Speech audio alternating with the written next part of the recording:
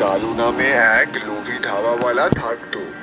গ্রামে একমাত্র তারই ধাবা ছিল। এ কি, মটন পেট ভরে খেয়ে আর টাকা দেবার সময় আধা টাকা দিচ্ছ? আরে, আমি তো তোমার রোজকার গ্রাহক। কালকেই এসে পুরো টাকা দিয়ে দেব। কোথাও পালিয়ে যাচ্ছি না। না না, আমার এখানে বাকি চলে না। তোমাকে আজ বাকি দেব তো গ্রামবাসীরা কাল থেকে বাকি খেতে চাইবে। তুমি রোজ আসো, কিন্তু তবুও আমার আজই পুরো টাকা চাই ভাই। একদিন দেখো, তোমার এই অহংকার আর ব্যবহারের জন্য তোমার ধাবা বন্ধ হয়ে যাবে। আমারই দোকানে দাঁড়িয়ে আমার আচ্ছা, আগে বলো কে তোমরা? আরে প্রধান মশাই, আমি অমল। আমার বাবার নাম হরিরাম, যে বিয়েতে রান্না করে। ও বাবা অমল, তুমি? তোমাকে কত ছোট দেখেছিলাম।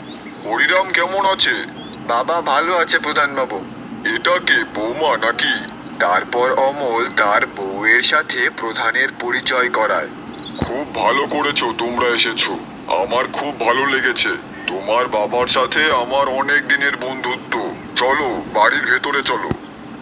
তারপরে বাড়ির ভেতরে গিয়ে তারা কথা বলে। বলো বাবা, কেন আসতে হলো? গ্রামে হঠাৎ খরায় জল কমির কারণে ভুখমারির মতো অকাল এসেছে।